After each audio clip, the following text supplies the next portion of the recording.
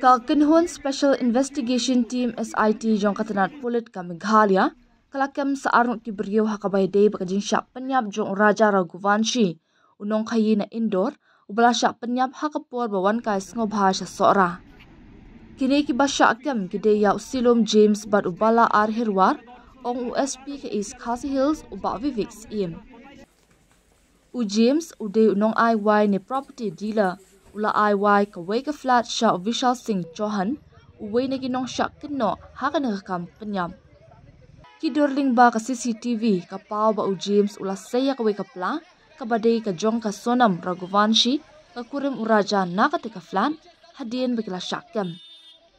U James ula syakem kat ba udang persyang ban pet sya Bhopal ula ong. U Ahirwar uday unong apahara hakate ka ying kabadan ka ni ka flat. La suba ba udon ni kejingtip ki ba kongsan ki ba day bar ka kam balangit ba ula IT ya ka plasya silom James ula benram.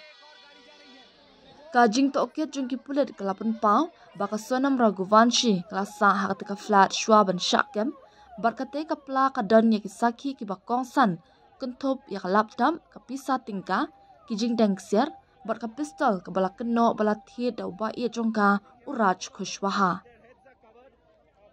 Baro arngut u James badu Ahirwar lakeno bagila penduk pendami ki sakhi sabut bakongsan bat anra ki hakmat ka yem bishar ha indoor ban pan transit remand ban wanra shlo man tokit benya ong USP.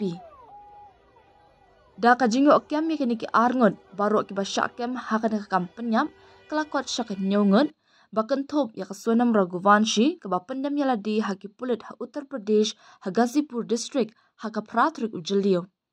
Ka jing to okit kadang ya syakman ha ka bagi pulit kidang wat benia ban lap ki wei ki badan keti.